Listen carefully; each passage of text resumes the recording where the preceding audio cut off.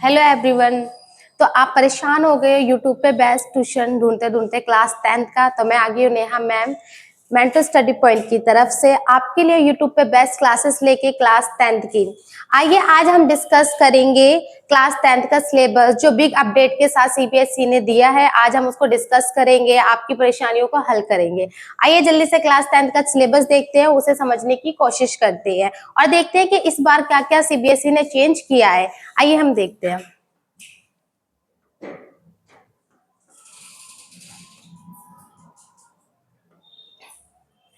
तो आपका unit one में आपका नंबर सिस्टम है। नंबर सिस्टम आपका 6 मार्क्स का आ रहा है। इस पहली यूनिट में सिर्फ एक ही चैप्टर आ रहा है जिसका नाम है रियल नंबर। रियल नंबर को हम वास्तविक संख्या भी कहते हैं। वास्तविक संख्या, इसमें हम देखेंगे क्या क्या चीज इंपॉर्टेंट है एग्जाम के बेस पे। देखते हैं फंडामेंटल थ्योरम। आप सोचेंगे फंडामेंटल थ्योरम क्या होता है? जैसे कि आप फैक्टर करते हो, मान लीजिए 12 का फैक्टर करना है तो आप कैसे करेंगे? कौन से टेबल में आता है? 2 के टेबल में 6 टाइम देन 3। तो इसका फैक्टर क्या हो जाएगा? 2 इंटू 2 इंटू में 3। ये क्या हो गया इसका फैक्टर। ठीक है, इसे हम फंडामेंटल थ्योरम कहते हैं। इसके बाद हमें पूछता है फाइंड एलसीएम एंड एचसीएफ। ये 100 and 1000% आता है। इस चैप्टर में सिर्फ एक ही थ्योरम है और थ्योरम वो क्या है? HCF into LCM into HCF A into B. ये थ्योरम है, एक ही थ्योरम है इसमें जो हमेशा आती है। और सबसे अगर मोस्ट इंपॉर्टेंट मैं बात कहूं इस चैप्टर में क्या सबसे ज्यादा इंपॉर्टेंट रहने वाला है तो ये है प्रूफ दैट इरेशनल करने के लिए पूछेगा। Proof that √2 is a irrational number. ये आते ही आता है। √2 आ जाएगा, √3 आ जाएगा, इसके साथ साथ √5 आ जाता है, √7 आ जाता है और ऐसे ये तो आते ही आता है। ये आता है तुम्हारा 1000%। ये पेपर में हमेशा पूछता है। इसके अलावा हम बात करें इसी से सिमिलर एक क्वेश्चन आता है 3 + √3 हो गया, 3 + √5 हो गया। ऐसे भी क्वेश्चन आते हैं जो सिर्फ 2 सेकंड के क्वेश्चन आराम से सॉल्व हो जाएंगे। इसके बाद हम बात करें अपने सेकंड चैप्टर की या सेकंड यूनिट की। तो सेकंड यूनिट आपकी अलजेब्रा रहने वाली है, वो 20 मार्क्स की आएगी। अगर आप मेरे हिसाब से चलोगे, अगर आप जैसा मैं पढ़ाऊंगी आप वैसे उस चीज को फॉलो करेंगे तो आप पक्का 6 के 6 नंबर अचीव कर सकते हैं चैप्टर फर्स्ट में रियल नंबर में। अब हम बात करें अपनी सेकंड यूनिट की। सेकंड यूनिट का नाम है आपके अलजेब्रा, जो कितने मार्क्स की आने वाली है? 20 मार्क्स की आने वाली है। इसमें एक नहीं 4 चैप्टर है। अगर हम पहले चैप्टर की बात करें तो पॉलिनोमियल्स है। ये बहुत ईजी है, इसको आप पढ़ चुके हो। जैसे कि आपने क्लास 10 में पॉलिनोमियल्स बहुत अच्छे से पढ़ा होगा। किस पे बेस होती है? x² + bx + c इक्वल में 0।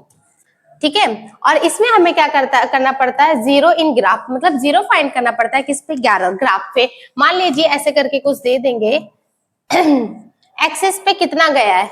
ठीक है, ये हम पूछेंगे, ये मैं तब बताऊंगी जब मैं आपको क्लासेस स्टार्ट करूंगी। इसके अलावा इसमें क्या क्या आता है? इसमें ना फॉर्मूले बेस्ड होता है। हमारी सिर्फ 2 एक्सरसाइज है। 2.1 जो इस पे बेस है। अगर हम 2.2 की बात करें वो टोटली फॉर्मूले पे बेस है।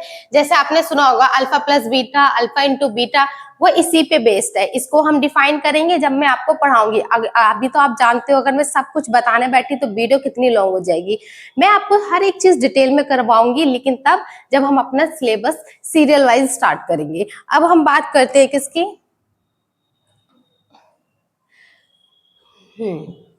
ये है आपका अलजेब्रा का second chapter, pair of linear equation 2 variables, जिसे हिंदी में हम कहते हैं 2 चरों वाले रैखिक समीकरण का युग्म। जैसे कि इसमें कौन कौन से इंपॉर्टेंट क्वेश्चन है आज हम उसको भी डिस्कस करेंगे। जैसे कि इसमें ज्यादातर पूछता है ग्राफिकल मेथड। ग्राफिकल मेथड क्या होता है? जैसे कि एक्स और वाई के, जैसे सबसे पहले तो ये आपको पता होना चाहिए लीनियर इक्वेशन क्या होती है। मान लीजिए x + y इक्वल में 2 या x² प्लस में 2y इक्वल में कुछ दे दिया। ठीक है, इसको हमें फाइंड करना होता है। जब फाइंड हम कैसे करते हैं? एक्स और वाई की वैल्यू निकालकर हम किस पे निकालते हैं? ग्राफ पे। जहां पर ये काटती है उसी को हम ग्राफिकल मेथड कहते हैं। ठीक है, इसके बाद आपको सब्स्टिट्यूशन मेथड भी पूछेगा, एलिमिनेशन मेथड भी पूछेगा।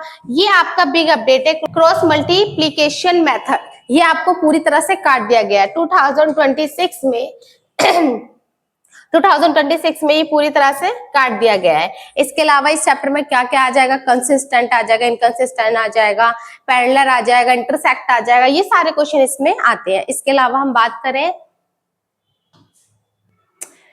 हाँ, अलजेब्रा में थर्ड चैप्टर जो आपका आएगा वो क्वाड्रेटिक इक्वेशन आएगा, जिसे हम द्विघात समीकरण कहते हैं। सेम उसी की तरह फैक्टराइजेशन करना पड़ता है, क्वाड्रेटिक फॉर्मूला लगेगा, ये प्रॉपर फॉर्मूलिस्ट आते हैं इसमें क्वेश्चन, और हमें वैल्यू फाइंड करनी पड़ती है किसकी, के की। ये चैप्टर भी काफी इंपॉर्टेंट हो जाता है पेपर के पर्पज से। अगर हम बात करें अपने नेक्स्ट यूनिट की, तो नेक्स्ट यूनिट आपका रहने वाला अर्थमेटिक प्रोग्रेशन। अर्थमेटिक प्रोग्रेशन इतना इजी चैप्टर है, लोग कहते हैं टफ है, मैं पढ़ाऊंगी आपको आसान तरीके से, आपको ये दिखाऊंगी एपी कितना इजी है और आप अपने पूरे के पूरे मार्क्स कैसे अचीव कर सकते हैं। एपी में जैसे कि मान लिया आपको एक मैंने दे दी है,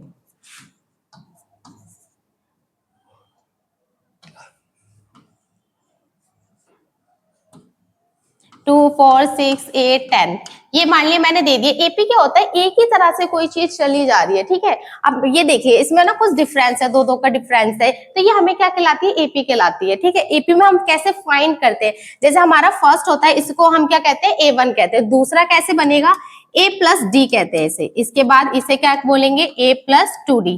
इसे हम क्या बोलेंगे, A+3D। इसके अलावा इसमें पूछा जाएगा, n को फाइंड करने के लिए बोलेगा, an को फाइंड करने के लिए बोलेगा। इसमें ये पहला वाला होता है a, और हम d को कैसे फाइंड करते हैं, इन दोनों के बीच का डिफरेंस कितना है, तो d का डिफरेंस कितना है, दो। इसे हम क्या बोलते हैं, d। हम d फाइंड करेंगे, इसमें a फाइंड करेंगे, an फाइंड करेंगे, कितनी टर्म्स आती है वो फाइंड करेंगे। ये बहुत इजी रहने वाला है, इसमें हम आराम से बहुत अच्छे नंबर अचीव कर सकते हैं। ये इसमें फॉर्मूला है, और भी फॉर्मूले हैं, जब हम पढ़ेंगे, जब आगे डिस्कस करेंगे इसको। अगर हम बात करें अपने नेक्स्ट चैप्टर की, नेक्स्ट यूनिट आपके रहने वाली है कोऑर्डिनेट ज्योमेट्री, जो आपकी रहेगी 6 मार्क्स की। कोऑर्डिनेट ज्योमेट्री ये हमारा चैप्टर 7 है, निर्देशांक ज्यामिति। इसमें क्या आता है, लीनियर इक्वेशन को सॉल्व करने के लिए आता है। ये भी फॉर्मूला है, सिर्फ दो या तीन ही फॉर्मूले इस चैप्टर में। सबसे इंपॉर्टेंट बात क्या रहने वाली है, डिस्टेंस बिटवीन। मान लीजिए जैसे कि यहाँ पर कोई दे दिया 0/2 दे दिया, या 3/4 दे दिया, इनके बीच में ना डिफरेंस पूछ लेता है कि इनके बीच में डिफरेंस क्या है। ये इंपॉर्टेंट है ही है, इसके साथ इसमें फॉर्मूले भी हैं। इसके अलावा और भी एग्जांपल्स है जो आपके लिए बहुत ज्यादा इंपॉर्टेंट रहते हैं पेपर के पर्पज से। अब हम बात करते हैं किसके, ट्रायंगल की। ये भी हमारा ज्योमेट्री में ही आ जाता है। जैसे कि इसमें 20 साल हो गए, 20 साल से लगातार एक ही थ्योरम आ रही है, ठीक है। उस थ्योरम को मैं करवाना चाहती हूँ आपको, 20 साल से एक ही थ्योरम आ रही है। सोचिए इसमें तो आप पूरे के पूरे 5 नंबर अचीव कर सकते हैं, क्योंकि ये थ्योरम ही 5 नंबर की आती है, और इसमें आप पूरे के पूरे मार्क्स आराम से अचीव कर सकते हैं। ये तो आप मुझसे लिख के ले लो, 1000% आएगी ये थ्योरम, क्योंकि बेस ही उसी पे होती है। और अगर आपके जैसे कि चैप्टर 9 नंबर के रह रहे, ये चैप्टर ओनली ट्रायंगल्स 9 नंबर का, अगर हम बात करें इसमें 5 नंबर तो हम आराम से अचीव कर लेंगे। बस एक थ्योरम आती है जो हमेशा ही आती है, और इसके बाद अगर इसमें कुछ पूछता है तो सिमिलर ट्रायंगल देता है। जैसे कि एक ट्रायंगल दे दिया, फिर एक ऐसा ट्रायंगल दे दिया, इसके साइड इक्वल है, या इसके एंगल इक्वल है, ये सारा पूछ लेता है, ठीक है। और साइड एंगल बराबर है, एंगल साइड बराबर है। ये तो मैं जब करवाऊंगी, जब आपको चैप्टर्स करवाऊंगी। ऐसे ना गुलाब जामुन वाला देखा होगा, या कैप्सूल वाला देखा होगा, ये पूछेगा। कौन पूछता है, वॉल्यूम पूछेगा, ठीक है। सरफेस पूछेगा, सरफेस एरिया निकालने के लिए बोलेगा, क्यूब बोलेगा, ऐसे ना बोलते ही बोलता है। ये सारी चीजें ना निकालने के लिए पूछता है। ये ना सीबीएसई का फेवरेट है। अगर आपने फॉर्मूले पढ़ लिए, आपके कहीं पर भी नहीं जाने वाले इस चैप्टर में से मार्क्स, ये मेरी गारंटी है, ठीक है। क्योंकि ये पूरा चैप्टर ही फॉर्मूले पे बेस्ड है। अगर हम नेक्स्ट चैप्टर की बात करें, तो नेक्स्ट चैप्टर आपका स्टैटिक्स है। स्टैटिक्स तो आपका मतलब अगर एक बार आप पढ़ लोगे, और उसमें आप मतलब ये ऐसा चैप्टर है जो लो से लो बच्चा होता है ना, जो बोलता है कि मुझे मैथ नहीं आती या बहुत ज्यादा प्रॉब्लम है, ये इतना इजी चैप्टर है, आपको एक तो इजीली समझ आ जाएगा। उसके बाद ये ऐसा चैप्टर है, इसमें से मार्क्स आप कहीं नहीं जा सकते। जैसे एपी में कट भी गया, ट्रिग्नोमेट्री में कट भी गया, तो यहाँ आपका कटने का कोई सवाल ही नहीं है। बस आपको मेथड याद होना चाहिए। फॉर्मूला जैसे इसमें मीन बोलेगा, मीडियन बोलेगा, मोड बोलेगा, ये निकालने के लिए आना ही चाहिए। अगर ये एक बार आपने सीख लिया ना, क्योंकि पेपर में बोलता है कि मीन मेथड से निकालो, मीडियन से निकालो, मोड से निकालो, क्योंकि सीबीएसई में अब एक ही चीज है इसमें, वो क्या देगा तो यही देगा। इसलिए ये हमारा क्या हो जाता है, इंपॉर्टेंट हो जाता है। और फिर relation between mean, median, mode, क्या पता तीनों दे दे, ये भी हो सकता है। तो इसमें आप पूरे के पूरे मार्क्स अचीव कर सकते हो। अगर हम बात करें नेक्स्ट चैप्टर की, वो तो और ही ज्यादा इजी है। प्रोबेबिलिटी, जैसे हम हिंदी में प्रायिकता कहते हैं, ये दोनों नंबर, दोनों चैप्टर 11 मार्क्स से आने वाले हैं। अब सोच लो 11 मार्क्स आपके हाथ में है। और मैंने बताया था छठा चैप्टर ट्रायंगल, उसमें भी थ्योरम है, 5 मार्क्स आपके हाथ में है।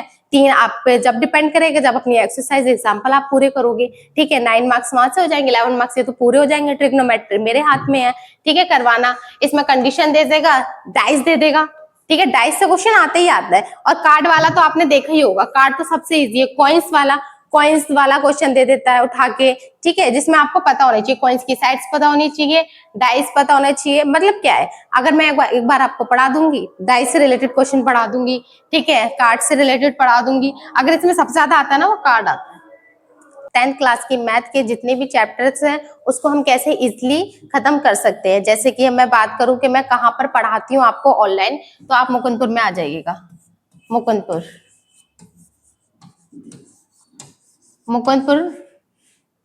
शिव मंदिर,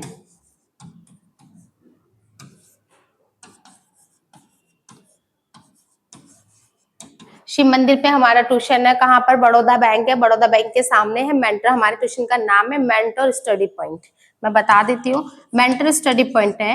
मैं class 9th and class 10th को पढ़ाती हूँ। जो क्लास 9th है उसकी टाइमिंग रहती है 4 से 5, और जो क्लास 10th है उसकी टाइमिंग रहती है 5 से 6।